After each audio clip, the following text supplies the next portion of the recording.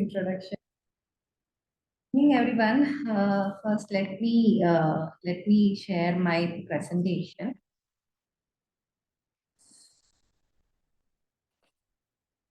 Yes.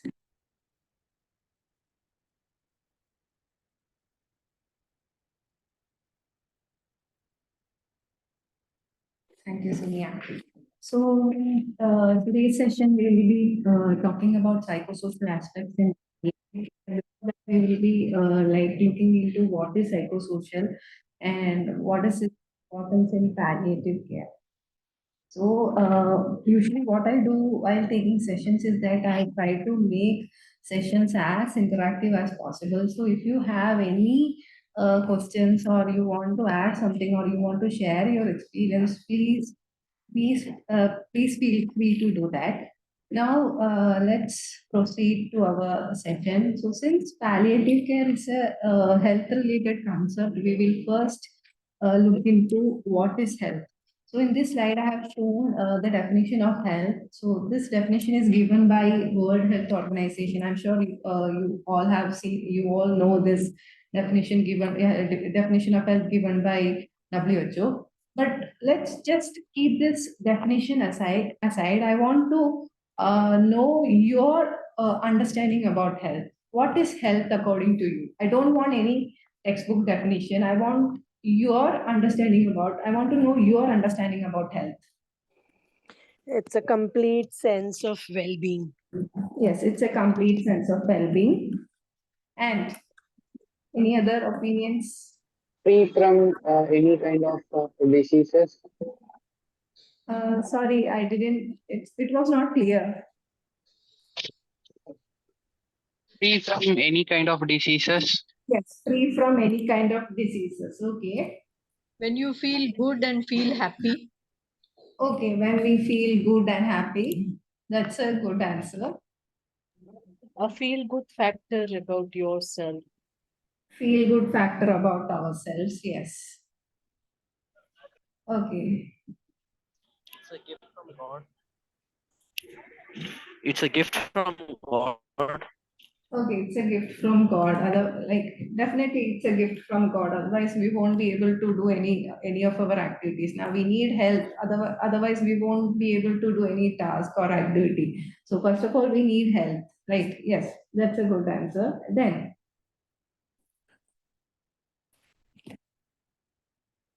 Reena, there's a chat. Mr. Sridharan is saying ability to perform an activity without limitation. Yes. Any limitation without any limitation. That's a good answer. One person was saying that health is like free from diseases. But I want to ask you one question, like headache, normal headache. Like we all experience headache in our day-to-day lives, right? So this headache cannot be called as a disease or illness. But still, if I'm having a headache, it will affect my quality of life. It will affect my overall well-being. Okay, so health is not just an absence of a disease. It has other things also. Like in this definition, given by WHO, it is saying it is saying that it has mental aspects also. Like for measuring overall health, we have to look into physical aspects. Besides that, we have to look into mental health and also the social well-being. So why WHO is saying about these aspects is because these aspects will also affect our overall health. First of all, let me take this mental health thing. Like our today's generation, they have a lot more awareness about mental health and the mental health rise. I know some people who don't shy to say that they are going for a therapy, and also they try to verbalize what they are feeling at right now. So it's a good sign that many people are acknowledging that mental health is very much important. I want to ask you a question. If you are not in a good mood, will you be able to sleep good? Will you be able to sleep well? No. Will you be able to eat well? No.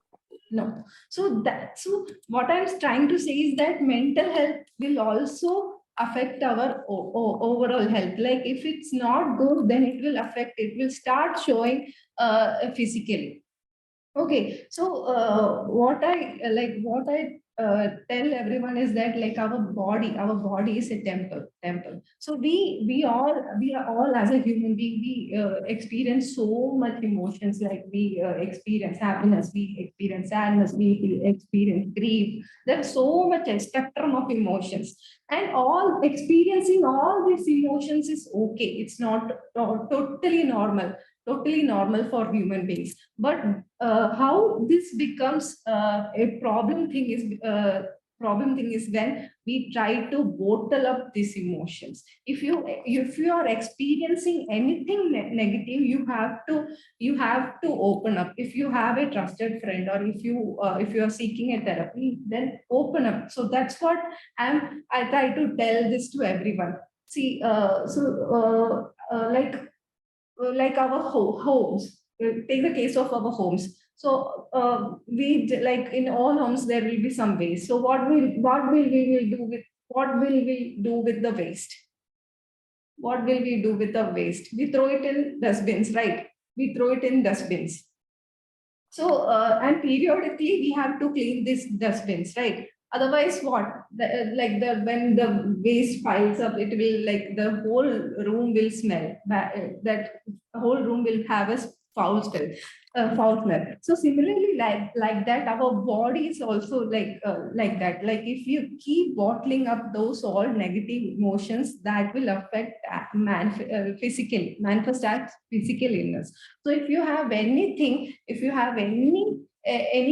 overwhelming feelings, please feel free to open up. Okay. Then second is social well-being. Like we all are part of a society, right? We all are part of a society. We all have social circles. I do have a social circle, and in my social circle, I have parents, I have my brother and his family, I have friends, my relatives, then neighbors, and also I'm working in a workplace, in an institution. So I have workplace colleagues also. So this is my social circle. I hope you all have similar kind of social circles. Okay, so if my relation with these people is going very smoothly, then that means I have a good social well-being. I'm very much happy. I'm very much satisfied with my social life. And in case I'm having any kind of conflict or any kind of problems with these persons, then that means I have some issues in my social life. So that will affect my overall health. So that is why this WHO is saying that apart from physical health, like mental health and social well-being is also very much important. I hope you all understood by this definition. Now in this slide, I know you already have attended a session on palliative care, and in this slide I have shown like comparison between modern medicine and palliative care, but that doesn't mean, please note, that doesn't mean this modern medicine is entirely different. Like palliative medicine is entirely different from modern medicine. Like just like any other modern specialties like neurology, cardiology, ENT, palliative care is also a medical specialization that comes under modern medicine. I have shown these two things as a separate thing just to show this uniqueness of palliative care. Okay, so in first thing that comes under disease centered is that modern medicine is under modern medicine is disease centered. So why modern medicine is disease centered is because like if you are having any problem, any health related problem, and we go to hospital, so we approach medical professionals, and what they like, how they treat is that they treat us is like they first see like where is where is that disease part in our body, and is that disease affecting our other organs, is that disease spreading to other organs. So their main focus will be on the disease part. But when we come to palliative care, this palliative care is person centered. That is, we not only focus on the disease part, we focus the person who is having the disease, and also in this treatment, we include that person's caregiver. I will explain you later in coming slides. Then second is curative treatment. Modern medicine is curative treatment. Whenever we go to hospital with some health problems, the medical professionals, what the medical professionals will do is that they want to cure us as fast as possible. So they will first locate the disease and try to remove that or eliminate that disease part or the bad part from our body. But what usually happens is that they forget that they are treating a person. This patient is a human being, and this human being is experiencing so much emotions, and that person might feel overwhelming because of these treatment procedures. For example, let's take the cancer example, cancer disease example. So the one of the standard treatment procedure which we use for cancer is chemotherapy, right? And this chemotherapy is very effective treatment. I should say that it's very effective treatment because many people have survived only because of this chemotherapy treatment. So it's a very effective treatment. But there's another side of this chemotherapy. Another side, like this, the person who is going through this chemotherapy treatment, he might be experiencing some side effects like hair loss or weight loss, or he might like hate eating, he has decreased appetite. So all those things, like that person is already suffering with cancer, and along with that, due to this chemotherapy treatment, his quality of life is again reduced. So in palliative care, what we try to do is that we try to address those pain. We try to manage those symptoms. So we try to reduce that pain and try to increase that person's quality of life. So that is what we do in palliative care. And third is focuses on biological aspect. I've already told you that the medical professionals are they have expertise in like addressing the biological aspect things. Okay, so but when we come to palliative care, we provide them total care. That is, we not only look into their physical health, we try to address their emotional health, we try to address their social health, their spiritual. So a total care, we try to give them a total care. We try to cover all those aspects.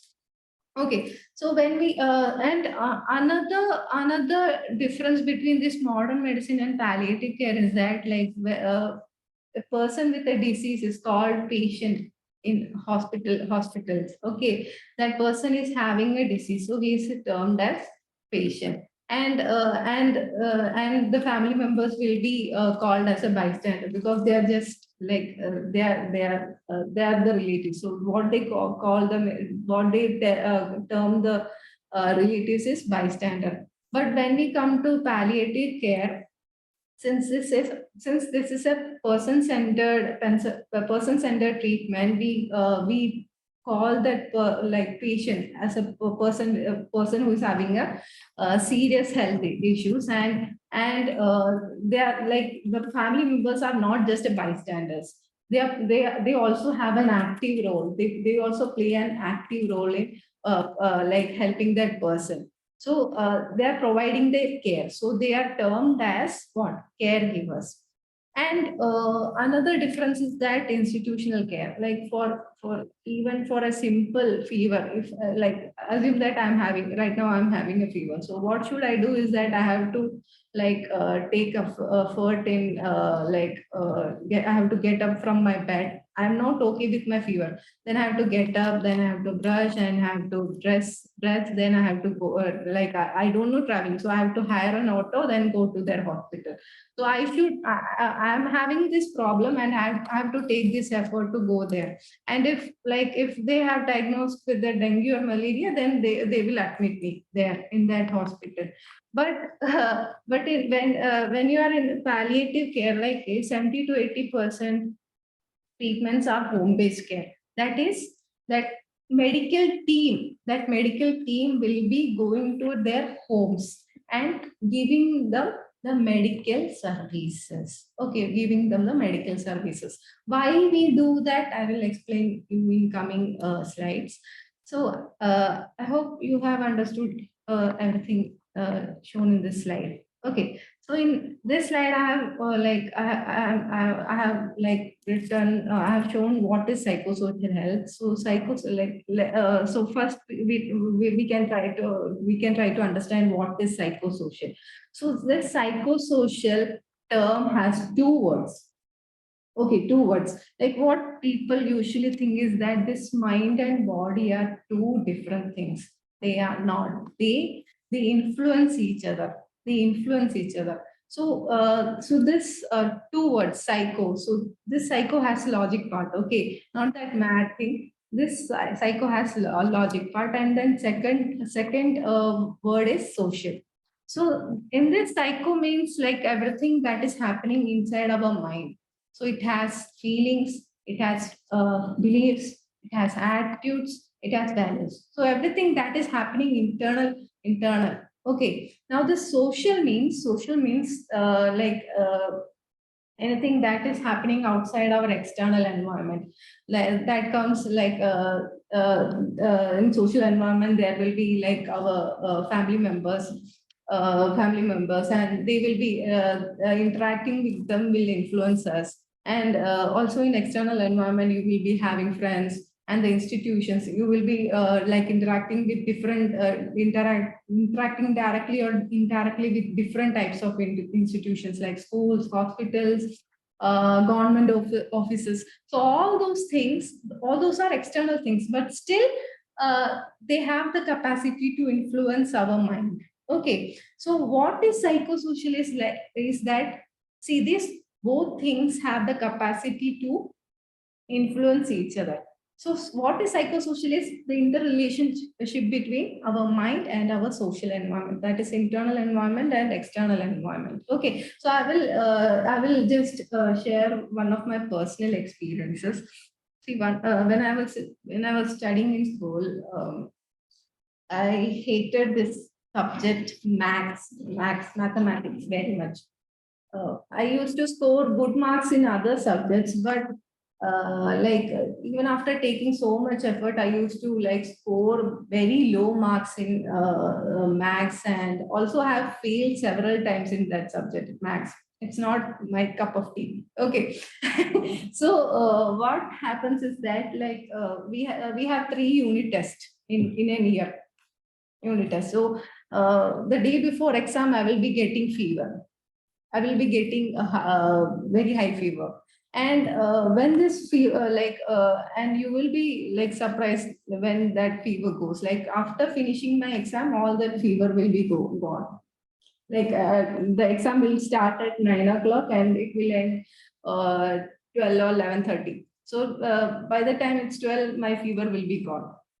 So next exam came. Again, day before that exam, I got fever. And after finishing the exam, my fever was gone. Then third time when I got fever, my mother was very, she was very worried. So what she did was that she took me to a hospital. She told everything to doctor, and the doctor told that it's okay. You just take a paracetamol. Okay, paracetamol. So I took the paracetamol, but that paracetamol didn't help me to subside that fever. Okay, so that fever entered only after completing my exam. Then I understood. Then my mom and I understood that this is because of my fever. I have anxiety. So this max subject. It's a simple academic subject. Okay, it's happening in that external environment, and it's happening outside of my body. But still, that thing had the power to influence my mind and body. It was affecting me negatively. Okay, I hope you might. I hope you too have similar kind of experiences. Okay, so that's one experience. Experience now. Why we should give importance to psychosocial care in palliative care is because have you seen that movie Titanic? Titanic. Titanic. Yes. Yes, ma'am. Okay, okay. Yes. So why did that ship sank? How did that ship sank? It's an iceberg. Yeah. But I want to ask another question. Like they had already saw like before hitting that iceberg, they had seen that iceberg. It's there. It was there. But still, they chose to uh, go in that direction. Why? Actually, they couldn't turn the ship at the right moment. They couldn't assess the distance between the ship and the iceberg on time. Okay. And probably because of that, the ship hit the iceberg. Okay, I just asked one silly question. I don't want any I just No, because the iceberg is like 3/4 beneath the sea and 1/3 above. yes, yes, yes. So when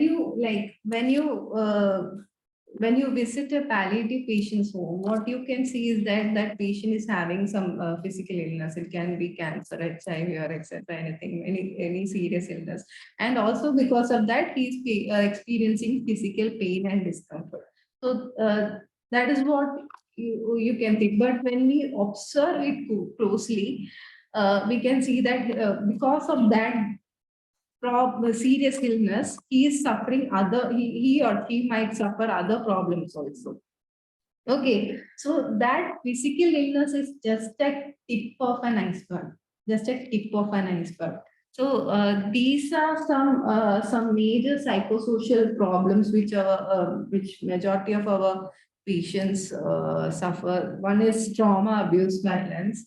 See, 2-3 months back, I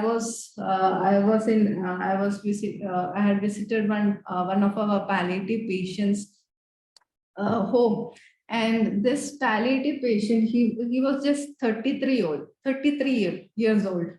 So how he became palliative patient is because he has MR, mental retardation, and this mental retardation has different levels. There is mild, there is moderate, and there is profound.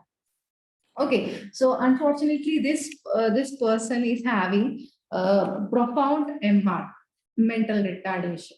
So that means you need a support of a person to dress or to eat or to go to bathroom.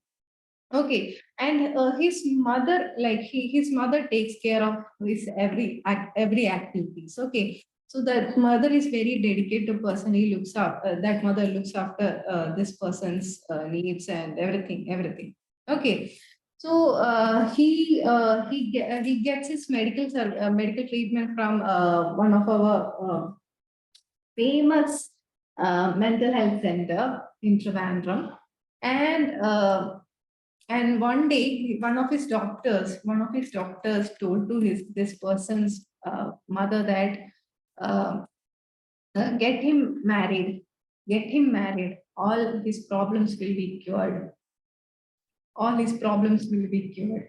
And this mother was so happy that now he will get a person to that person will look after when he's getting married, that person will be looking after all its needs. Okay, so at the age of 21, he was married to a girl, and that wife is very much dedicated. Like he looks after his everything, and also they have two kids. They are all now school children, school kids, and this wife has tailoring jobs. So she earns decently through that job. Okay. Problem is not this. Problem is this palliative patient's person's father is very abusive. He physically abuses that person, also verbally abuses that person. He doesn't let his son to go out from his home. So he's kind of he's sort of under house arrest. Okay, so imagine that that person is already suffering from this serious illness, and along with that, his father is very abusive towards him. So there are so many patients who are going through this trauma, abuse, violence. Maybe that caregivers might be going through that abuse or violence. Okay, so that is one problem we have seen in our communities. Then second is no money, like frequent hospital visits. It will cause financial strain in their household. Definitely, it will create financial household. Can we put all participants on mute, please? Sure, Sunanda. Yeah. And Reena, just one I wanted to tell you. I think Mr. Pankaj has written in the chat box that he's not able to hear. So I just wanted to check with him. Sir, can you hear us now? Yeah. Okay, go ahead, Reena. Yeah. Okay, then another common problem our patients experience is social rejection from their family members and also from the community. Like at first they will be coming and visiting and will be asking about your well-being, etc. Then that visit will be reduced to once in a year or never. They will stop visiting them. So in this situation, that patient might face isolation, experience isolation or social rejection problems, and also caregiver fatigue. Uh, so this is one of the common problem which we see in palliative patients, like in every palliative patient's household. Like they have sacrificed their caregivers, like they have sacrificed all their needs to look after that person's need. So that person will also experience burnout, caregiver burnout. Okay, then suicidal ideations. There are so many patients like who like they feel that like I'm burdened to this society. Why should I live? Or like I can't handle this pain. I want to die. So there are patients who talk like this to us. Okay, then fear of death, declining faith and hope.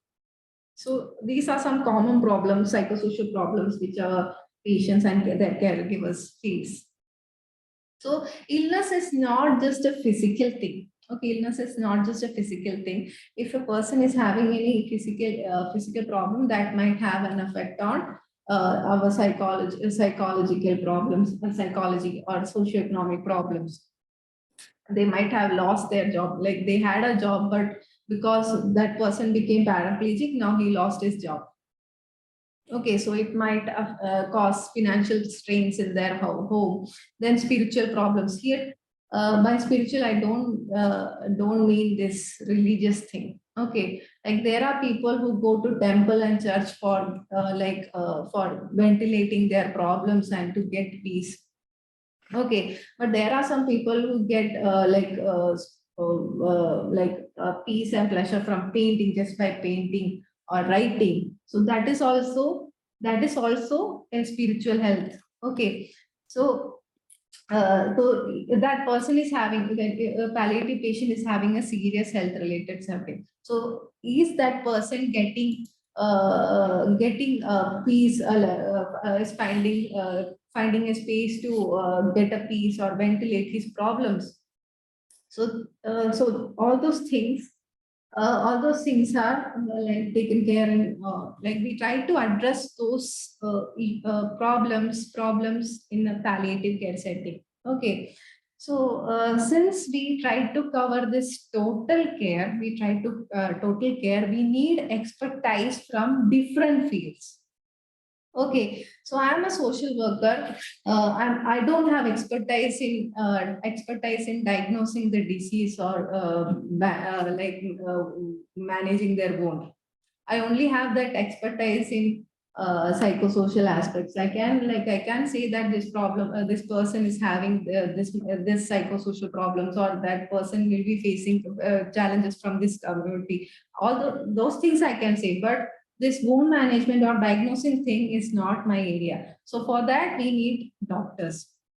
Okay, we need nurses, and in medical team we need social workers and psychologists to address their psychological issues. Then physiotherapists, and also most important, volunteers like you.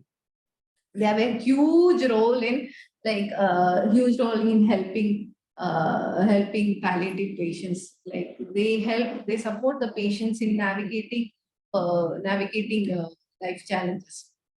Okay, so how I will explain. So this is one case study. This person you are seeing in the picture, his name is Ravi, and he's 25 years old. And this person was working in a construction site. And unfortunately, one day he fell from that construction site, and after that he became paraplegic. And he was taken to hospital, and a small surgery was done, but what the doctor said is that they can't reverse that condition, so lifelong he has to be bedridden. So uh, so uh, so he is totally bedridden now, and due to due to he is bedridden, he is having bed sores. He is having bed sores, and also he gets repeated fever attacks.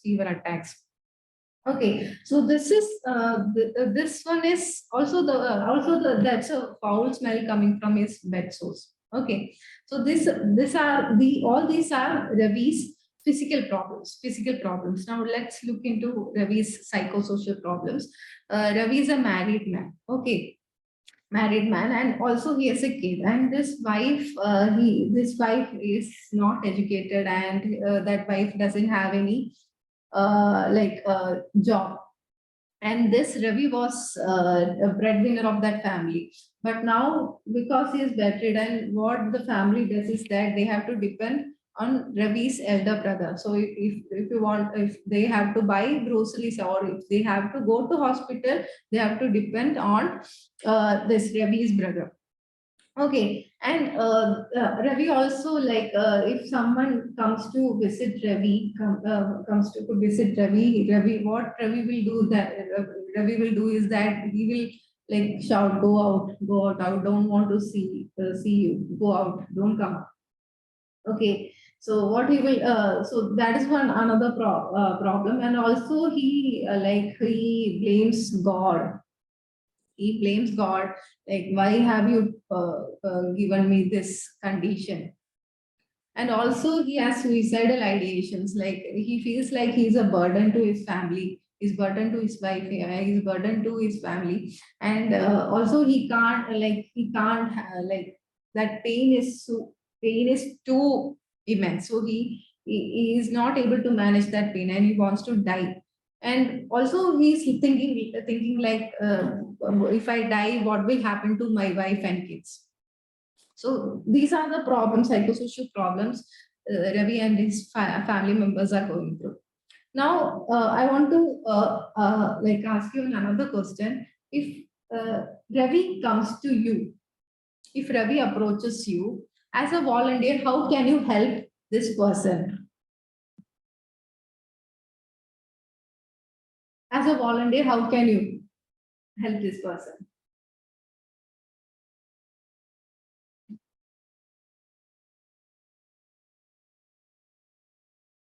No fake solace, active listening, yes.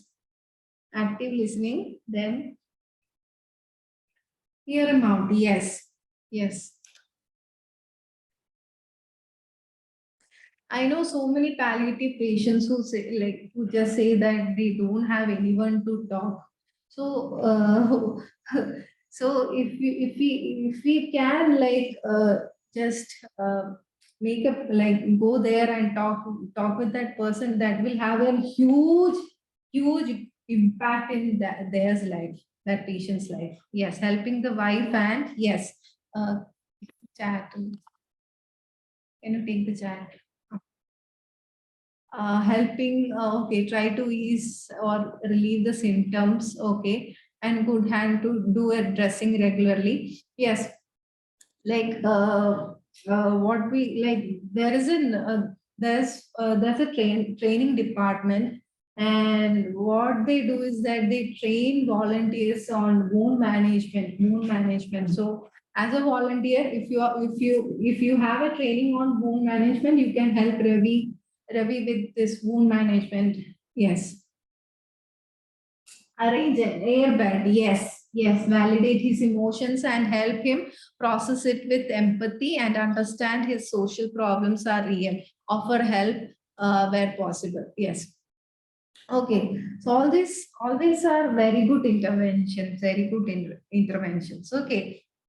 So these are some like all your answers are very good, like we very good, and these are also like possible psychosocial interventions. We can give them vocational rehabilitation. At present, that family is going through a financial crisis, so Ravi can't do any job. It's because he's totally bedridden. So what we can do is that we can give Ravi's wife a vocational rehab. Maybe she might she is very expert in making delicious food. So we can just set up a small restaurant or a hotel, and where she can cook and sell her food.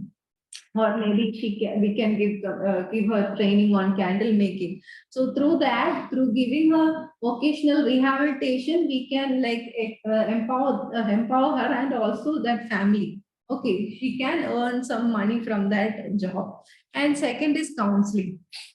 Okay, so for that, maybe in that community where Ravi resides, they might have agencies that give free counseling, and and as a volunteer, you need to check that if that person is trained or not, because this counseling thing, psychological aspects are very sensitive part. So you need to check if that person is trained. Otherwise, there are some people out there who will tell that just be positive. Just be positive. Why are you keep thinking on those negative things? Focus on the good parts. And by saying that, they are not validating that Ravi's or that caregivers with emotions. So first you need to check that person is has a training in psychology or a training in social work. So and you can connect with them.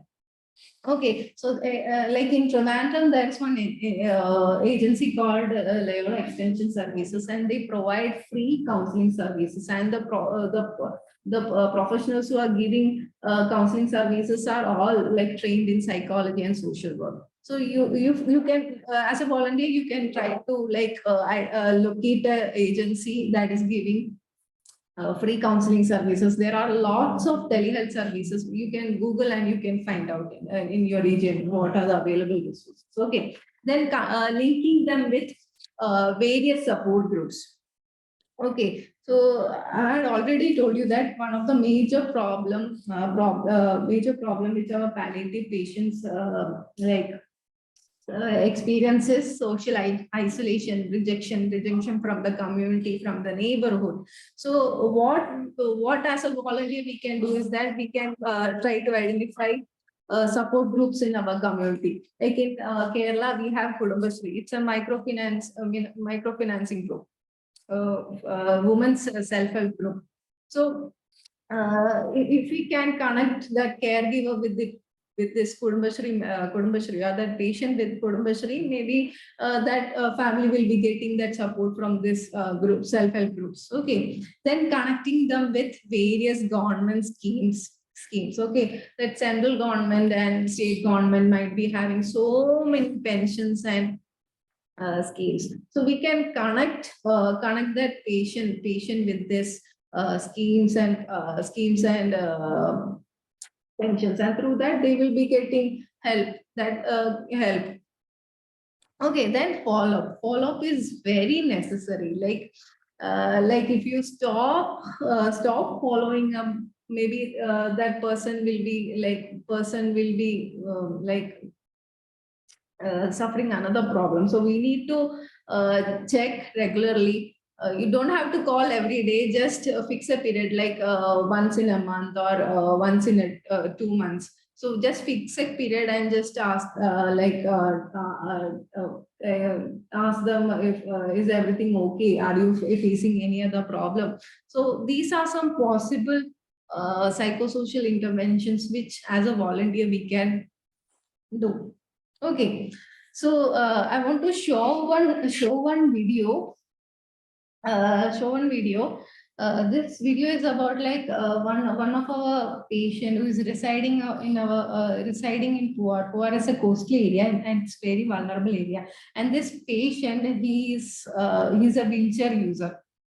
Okay, he's paraplegic and he's he has difficulties in doing his simple tasks like cleaning and cooking. Okay, so this person's because like he's having difficulty in cleaning and cleaning his house. So his house was house was full of covered with dirt and filth. So he told us that he requested us that I need a help in this cleaning thing. So what we did was that we tried to connect with the student volunteers and student volunteers from ACE College. They came and they cleaned that patient's house. So I will just play that video.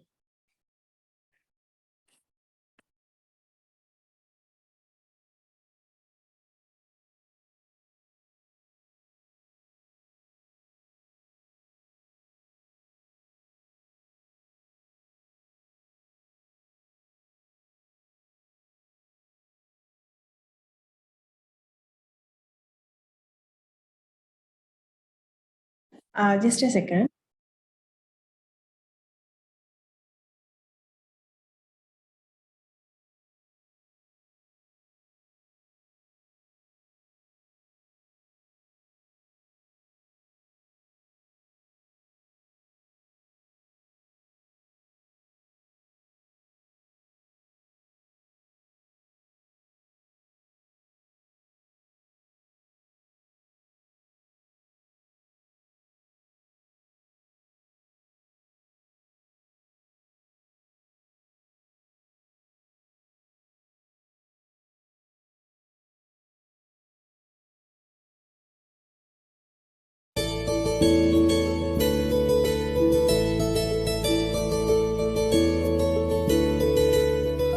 It's also about palliative care because his house was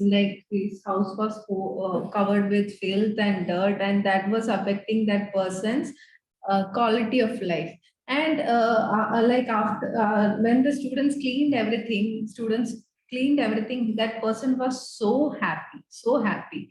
So so I would say that this is also a palliative care. Okay, so we can support those palliative patients by this also. You don't have to. It's not necessary that you have to help that person only by giving them money. There are so many ways by which we can help our palliative patients. Okay, so these are some images of vocational rehabilitation which I have given to our patients. The lady with the goats. Okay, so we had given that lady funds to buy goats, and at present she's earning some income from this goat rearing. Then second image, you can see a palliative care patient, and that person is making candles. Okay, so this making candles that doesn't have to be doesn't need much effort. You can do that by sitting also. Okay, so that person is making candles, and third picture you can see that we are giving that person that care a family machine, tailoring machine. And fourth picture you can see that's a one of our patient, and he makes umbrella. We had given him training on umbrella making, and now he makes umbrella. Also, he has a very good business. He earns very good income from that umbrella making. Okay. Then these are some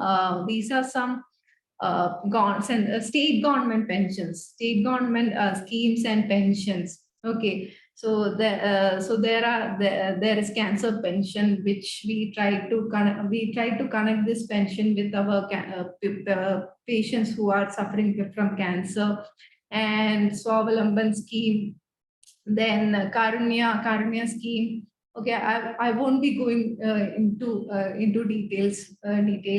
Like if so there are so many procedures, like you need to submit these much documents, and so many volunteers come and say that they don't know what documents we need to submit for this. And also I don't have this knowledge about schemes and pensions. So what you can do is that you all are, I know you all are mobile users. Okay, you all have access to internet. So what you can do is that you can just Google pensions or schemes available for palliative care patients. Okay, so you will be getting so much information. And also if you also you can approach our Jan Seva Kendras or Akshaya centers. Okay, we can go to the centers and say that like this person in this community is suffering from cancer or HIV. So are there any schemes or schemes or pensions available for this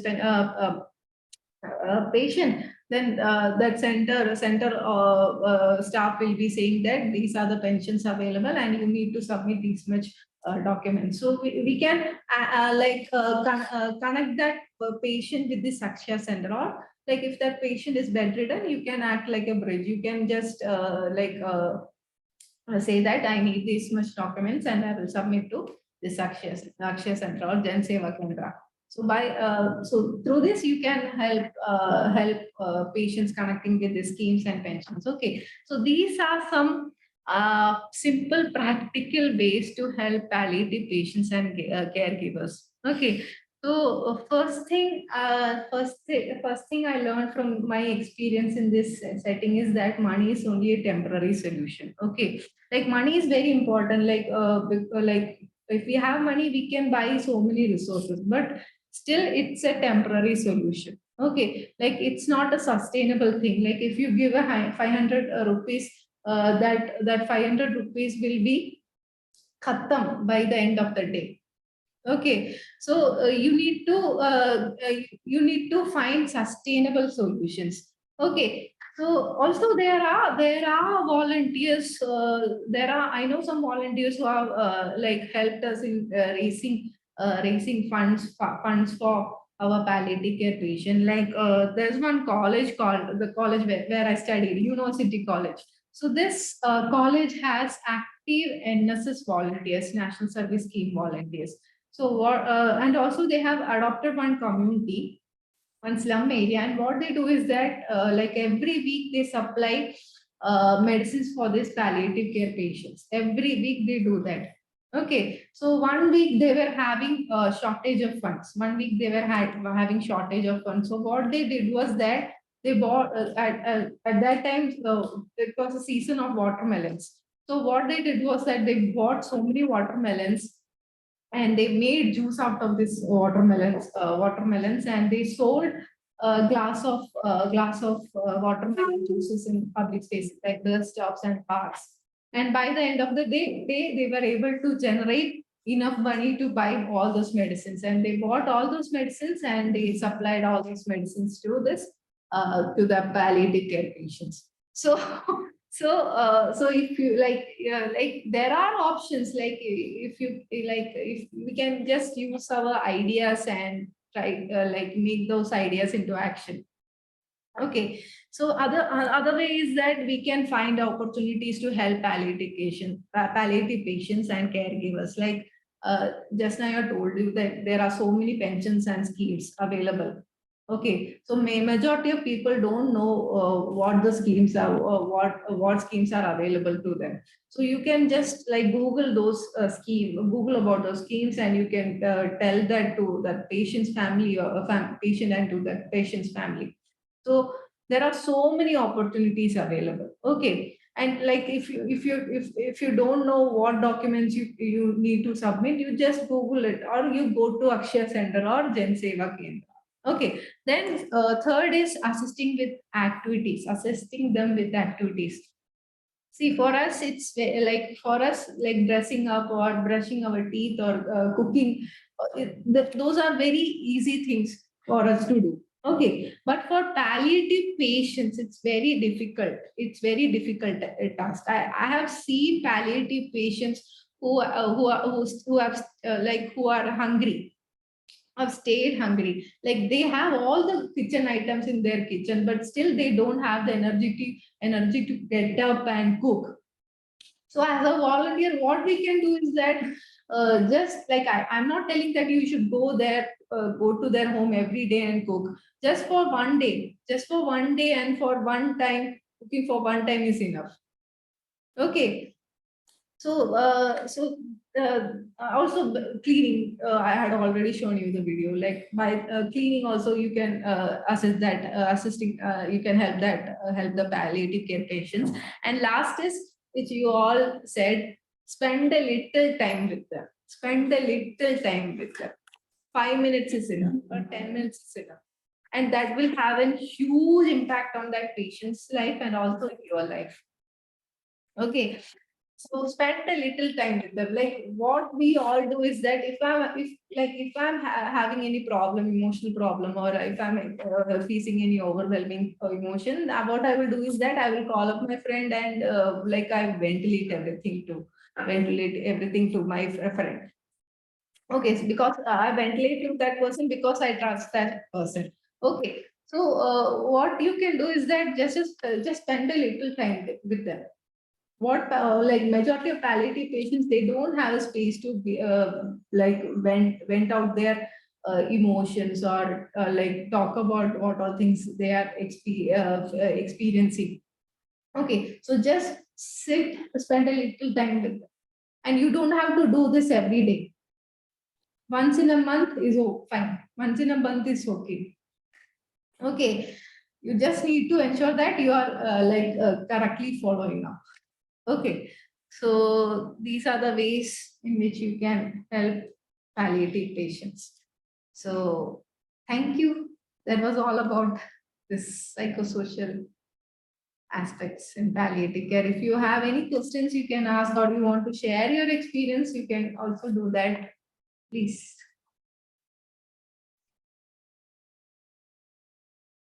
Thank you, Reena, for that wonderful session. Thank you. Thank you. Thank you. I think Ms. Randeep Kaur has raised her hands. Over to you, ma'am.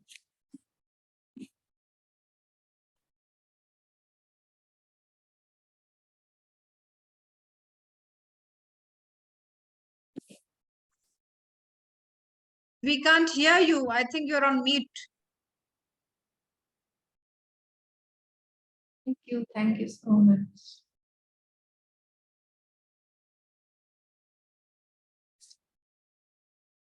We have some questions in the chat box. Yeah. Yes, there are stigmas like.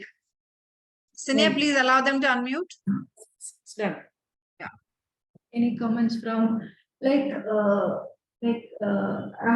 had shared one case study of Ravi's.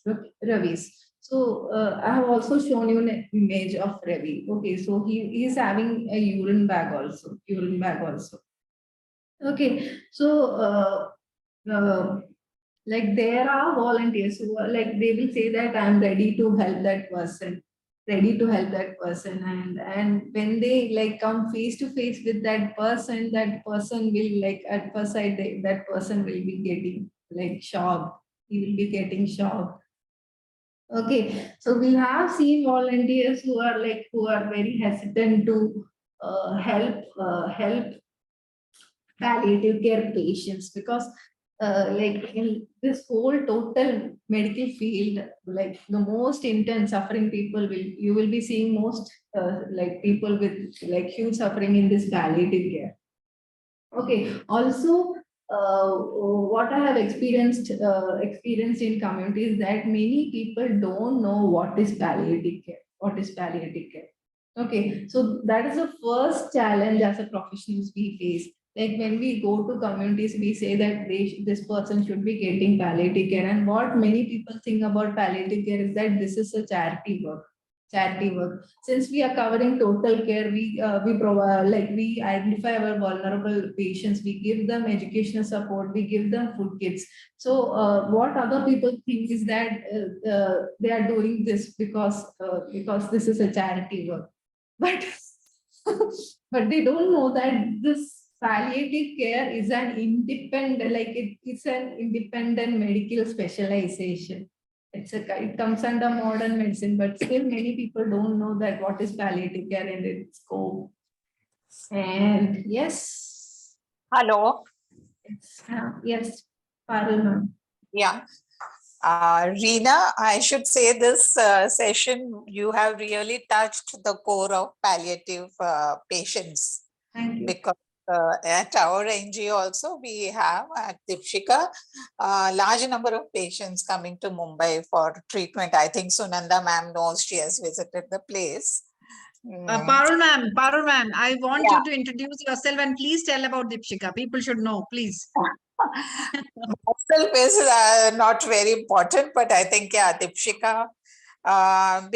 In brief, I'll just say I mobilize funds for palliative patients, even with Pallium India. I am associated, and Dipshika is a trust working for total cancer care.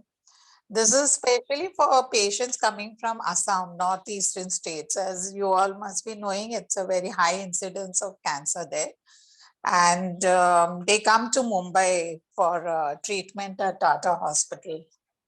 So during that course, we provide them accommodation, free transport to the hospital, and much more, like even the counseling to be there for them 24/7. So during this process, whenever I go on rounds, and see the patients, because there are 72 beds in the dormitories. So especially nowadays, the incidence of cancer has been rising. And young patients, young boys, just a few months back, I can just give you an example. And this patient also was from Assam. And he knew hardly he was 36, wife just 28 years. They tried their best, they underwent all possible treatments. And finally, the doctor just said that because they had a small kid also at home, 5-year-old. So the doctor from Tata just said that please go home and be with your family. But the wife was not ready to accept this decision. And she somehow stretched some more time here. Finally, the patient, he just told me when the wife was around, away from there, Madam, I'll share with you something. And I just told him, yes, his name was Ashim.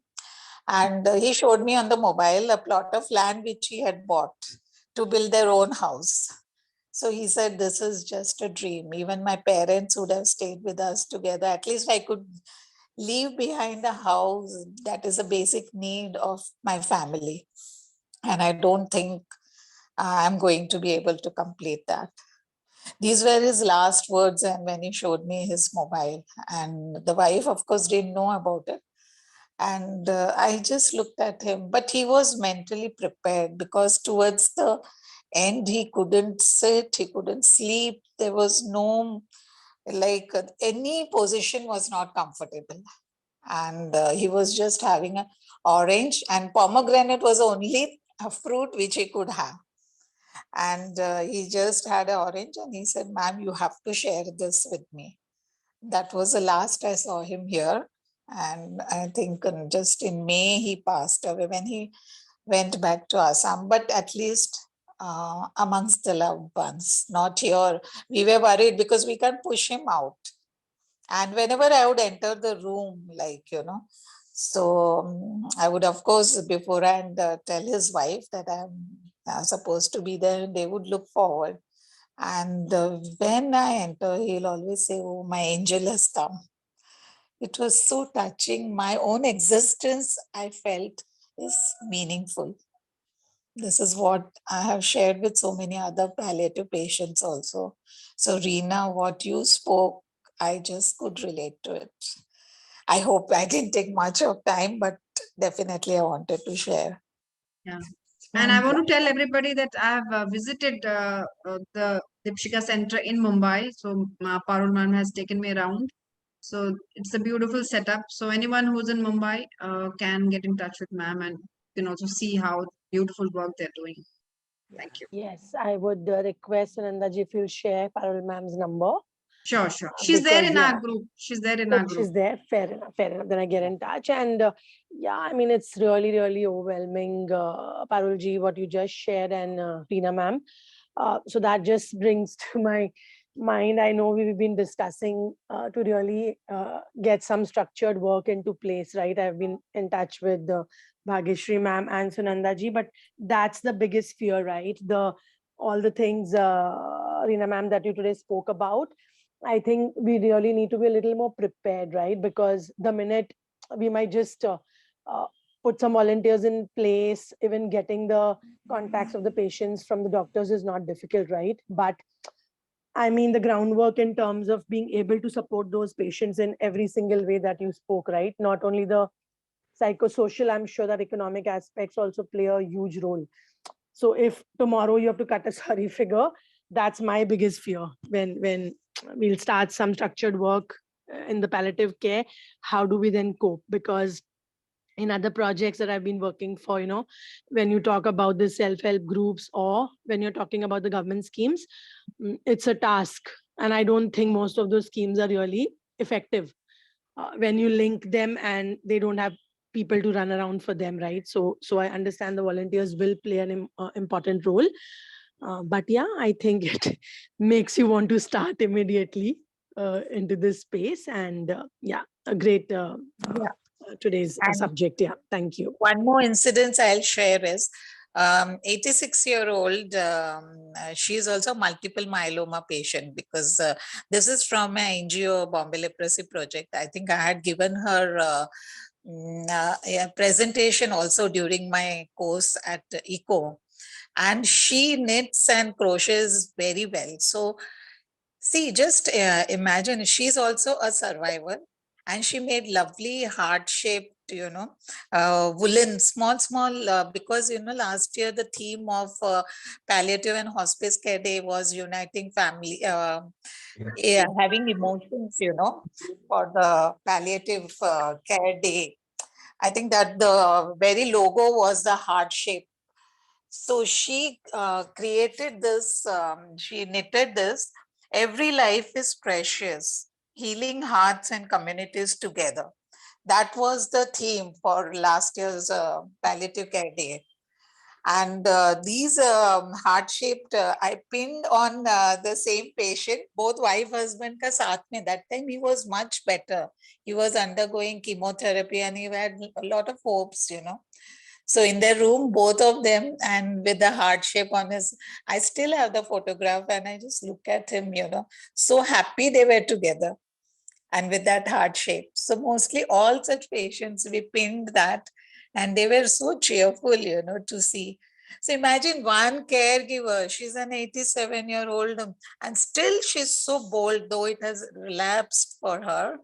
But she gifted this from her side because she's excellent in doing the knitting and crochet work. So many caps for the pediatric patients. So, how much magic, anyone of any age can bring a smile. I will definitely share that couple's photo, which will always remain, with them. So these are small ways, but it really has a very beautiful and long-lasting effect on such lives. Thank you so much. Thank you, Parul ma'am, for that Yeah. beautiful experience sharing. Yeah. Anyone else?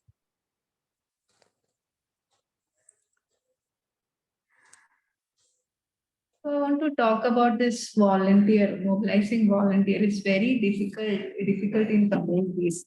Like there might be volunteers who are interested in palliative care, but they don't have any idea about palliative care. So I know one volunteer, one student volunteer. So he was very ready to help one patient in wound management. But when he saw that patient face to face, he was just he got shocked and he went outside from that room. So and he felt guilty about that incident because he was the one who told the patient and us that he will help that patient. But when he saw that patient, he just went out of his home. So he again came and told that patient that sorry, Amma, sorry, I'm seeing all these things for first one, but I'm ready to help you. Okay, so there are volunteers like who will show hesitation, apprehensions in helping that patient. But the only way we can conquer this thing, like overcome this thing, is that by practicing, by doing it every day. Like if you do it every day, then all those will be gone. So when you go and try to mobilize volunteers, just tell them what all things you can expect in the field. Say those things.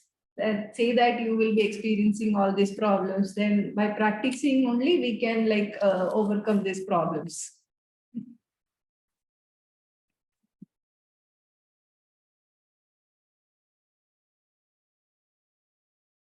We are lacking palliative care and hospice care in nursing district. Need help for OT setting up. I think Sunanda, you can Yeah, answer. this I've already messaged in, sir, for setting up, setup and field work. We'll work together, sir. I'll get in touch with you. I'll get your number and we'll be in touch. I'll help you with that. Thank you.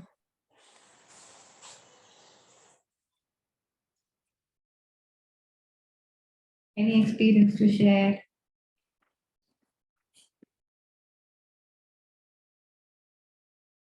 Can you elaborate on caregiver fatigue? Okay, caregiver fatigue. I know, there was one patient. He was a palliative care patient, and this person was very normal, very normal. He was leading a healthy life, and this person got married. And next day of his marriage, he was sitting on the edge of a well.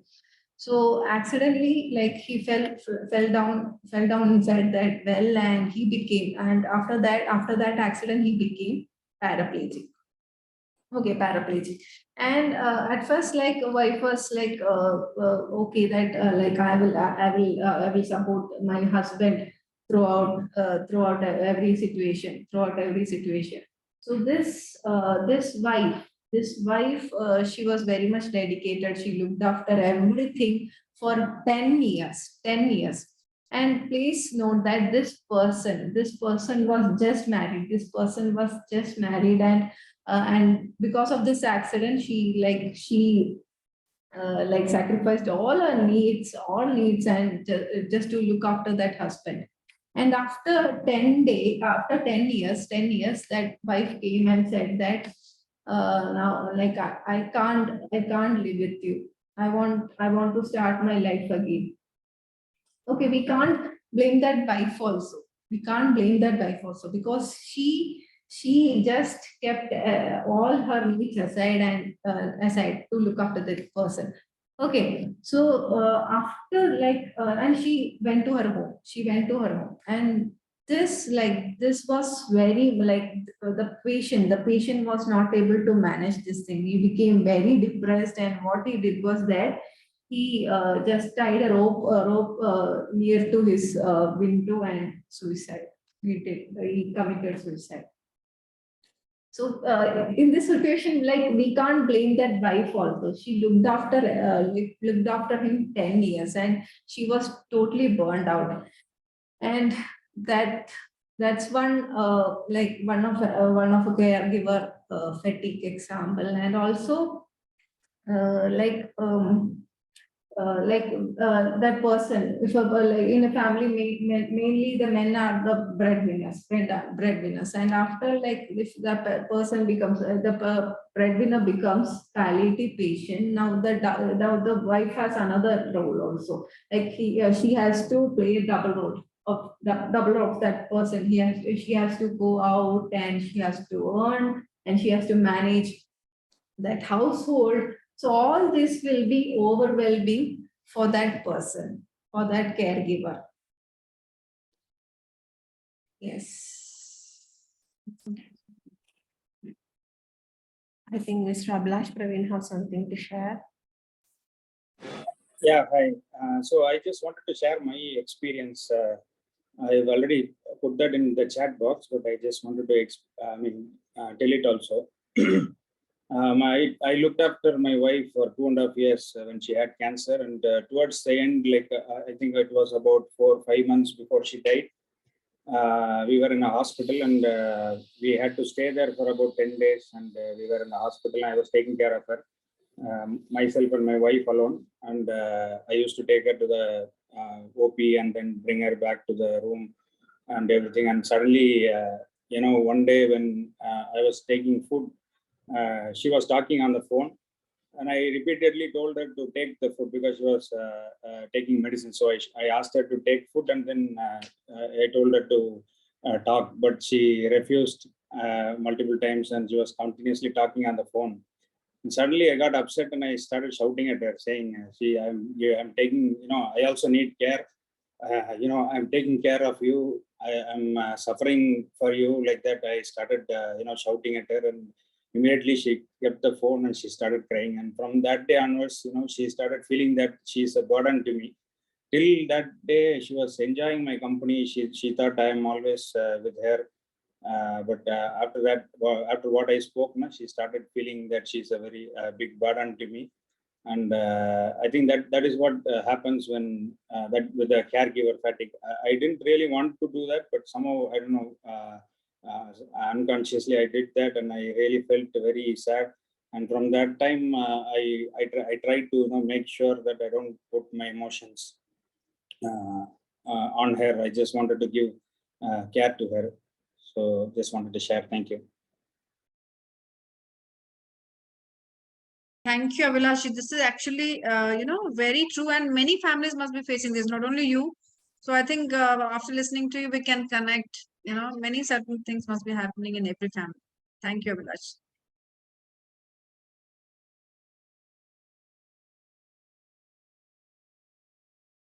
We still have time, so any one of you want to share anything or anything more you want to know about today's presentation?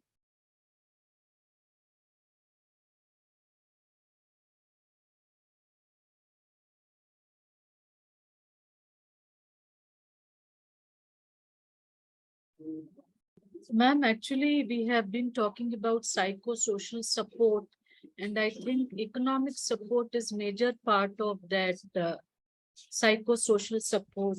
So do we have any such government agencies or government departments which support these NGOs or which support Pallium India, who in turn can extend some economic support to the people who are in need of palliative care?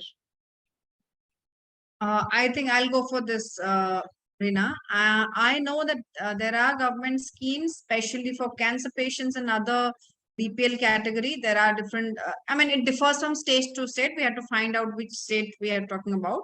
So there are, ma'am, just for your knowledge, we do have government schemes, and where the, fees can be waived off, looking at the, poverty category and all that. there are schemes. It might I be different just like- schemes and, sorry, you can continue. Sorry, I was No, just saying, she- I'd like to add to what Sunandaji was saying, because not for palliative, but like I mentioned, where we've been working for TB patients through the NGO that I work for. And in one such state, when we had done a project, we had to file an RTI to even understand what kind of schemes are really active, right? Else we link them, they'll do the running around, and then they don't get any benefit out of it. So rightly so, that groundwork or that information is so crucial to be able to kind of help out and link the patients, right? Yes, To those we all, schemes, we yeah. have also So- filed RTIs in for many of our patients' cases. Like there are cases where the patient might be getting benefits. That patient is already registered in that scheme or pension, but that person is not getting any funds from the panchayat or the government. So what we do is that we also file RTIs. So in that way, we can help that palliative patient. Also in different states, there might be different schemes, different schemes and pensions. So you can just Google, or you can visit your nearest Jan Seva Kendra. From there, you will be getting information. And also there are Limitations. certain limitations. Yeah, Preeti ma'am, you have raised your hand. Please go ahead. Yeah. So we work in the senior citizen care and obviously palliative. Can you hear me? Yeah. Yes. So Yes, we you're work audible. we work in senior citizen care field, and obviously palliative care is part of our work, being senior, working with seniors. So one of our clients, who is a paraplegic for last 2.5 years, now admitted in a hospice because she is 74 and husband is even older than her. Both the daughters are in US. Now financially there are no issues, but since the lady, she is very sharp and mentally also very well. But now because everything is on bed, she is feeling that she has lost her dignity. And now she is counting for the days. How many days will she live? She has also developed bed sores, and we are supporting her in the morning and in the evenings through some mental support or something like that. But this feeling that my children are not around and I'm alone is very much bothering to her. And she is worried if something happens tomorrow, her husband will be alone and will he be able to handle the last rites and everything. So we assured that we will be there with him and not to worry. And that was the part on, I mean, the guilt part was on the daughter side also, who stays in US. So when we talk about caregivers fatigue, there is also caregivers guilt, as Abhilash also mentioned just now. And these are also some psychological and social aspects to the palliative care side. So Completely agree, ma'am. Thank you yeah. for sharing.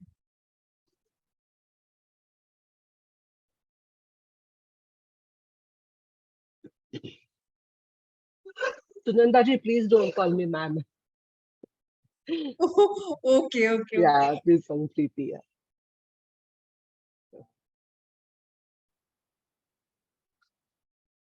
Okay, since nobody is speaking, I have something to share, which has happened very recently. It is because we are talking about palliative care, I want to tell. So I think just a month back, one of my school mate, I mean, you can understand a school classmate is so very dear to us. So I came to know that he is in his end of life care. He's suffering from kidney problem.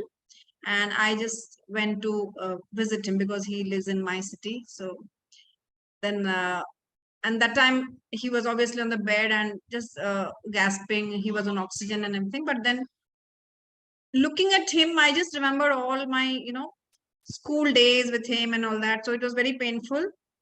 But that time I just immediately thought, what can I do to relieve his pain for 2 minutes at least? Because I'm there, I just can't talk anything because he's already in pain and he's in a different, mindset. So what do I do? And suddenly it struck me that he used to sing songs when we were in school. He used to participate. So definitely singing a song for him would be a good idea. So I just immediately changed the whole, And I just made it very, very lively and said, okay, I'm going to sing a song for you. There was his wife was there, his daughter was there. So like it was that moment, everybody was like, so, they felt nice, because usually in this setup, we always be, unhappy, sad looks and all that. So I just wanted to change that particular scenario. And I said, okay, I'm going to sing. And surprisingly, he said that, okay, silence. Now Sunanda is going to sing a song for me. I mean, he was very happy and there was a smile on his face. And then I sang the song. So, and the song was, if you all know the song, दिए जलते हैं फूल खिलते हैं बड़ी मुश्किल से दोस्त मिलते हैं, that song, which is very, because he's my friend. So I sang that and I saw that the last line he was singing with me. Oh my God, I still am getting goosebumps. So, and then the scene ended and everything was done. And then after 1 month, I got the news that he's passed away. So now forever the family is saying, that was the last time we saw him smiling when Sunanda was here and she sang a song. So for me, like I was thinking, okay, I mean, that much only at least I could do for him as my friend. So, and all this I have learned because I'm in palliative care field. I'm telling you, otherwise I would not have, dare to do this. Because usually you're supposed to be sad, make a sad face and, do that. Because I'm in this field and I thought this is a good decision to which I did, and I'm so happy about it. So, and then the family member are still remembering me. They keep in touch with me and they say, yeah, and they've taken a video of that, so they keep watching. So that's all I wanted to share with all of you. Thank you so much. That's really very nice of you, ma'am.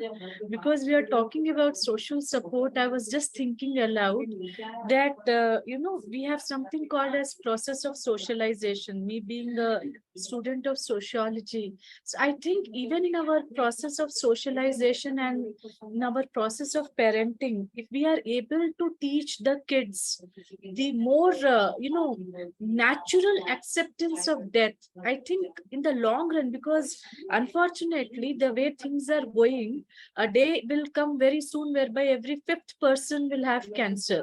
That is what is one of the estimated figures, which is very frightening. So I think as part of socialization, if we are able to teach our kids to be very natural and spontaneous, like you're spontaneous with life, you are spontaneous with death. If we are able to socialize our kids, I think that will be a biggest part of our parenting in coming days. Agree, ma'am. Agree with you.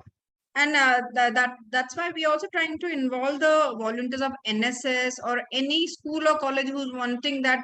Please come and give a session. At least when they come to know from very young age, so that compassion feeling will be developed. And definitely everybody must be having a grandfather or grandmother in the family, so they'll relate it and they'll be more compassionate when they grow up. So that's why we are also promoting these kinds of session in school and colleges and with NCC or NSS.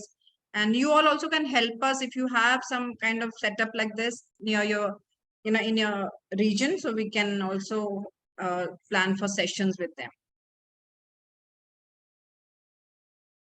Preeti ma'am have asked, are we covering medical will in our sessions? No, we will not be covering sessions on medical will in our volunteer training program, but we have a session on medical will on advanced care planning for our foundation course in palliative care. If interested, I will share the details of our foundation course in palliative care. Some of you have asked regarding that.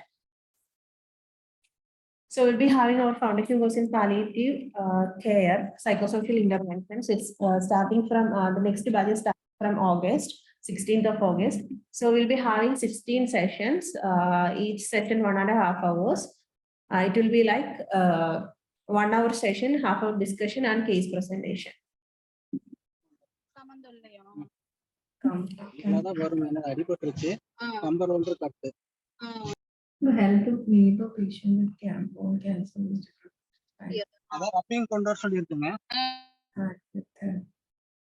So I just want to ask you a question. How did you came to know that this person is having cancer? Did they tell you? Did they tell you? You're asking me? No. There was a question in the chat. I'm responding to one his relative told. Okay. No. That is just responding to one of comments. similar situation I faced in in our community. We were doing need assessment in one of our communities, in one of our panchayat. By doing that, like we want to cover all households which have palliative care patients. And like the community ASHA worker, she knew that that person is having cancer, but that person didn't tell anyone that that person is having cancer. Uh, for but like the only thing we can do is that we have to respect. That's a patient's. Ultimately, we have to respect that patient's decision. So if they are willing to tell us what that person is suffering, only then we can intervene in that situation. But if that person is hiding, we can't do anything. And that relative is not maintaining what, like I assume that relative is not like respecting that confidentiality. That person, that family doesn't want, that person doesn't want anyone to know cancer.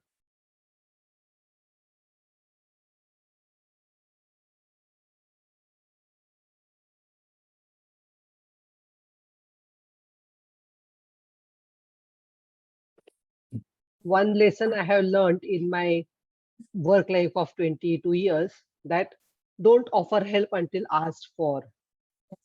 Yes. Ultimately, it's the patient's decision. You have to respect that patient's will.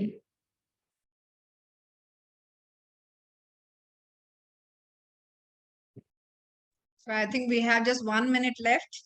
So any last minute questions or feedback or anything?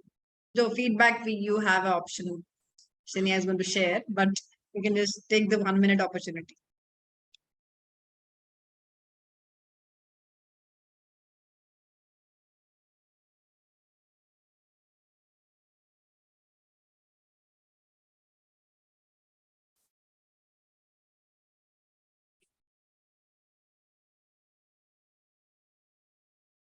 Okay, I think we are up with the time.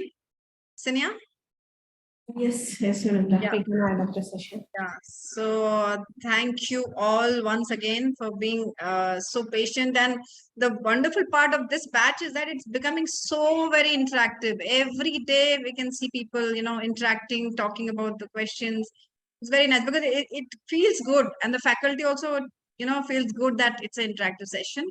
Thank you very much, all of you. And thank you, Reena, for that wonderful enlightenment about palliative care. And we will all see you tomorrow. Take care till then. Bye-bye. Sinia, over to you.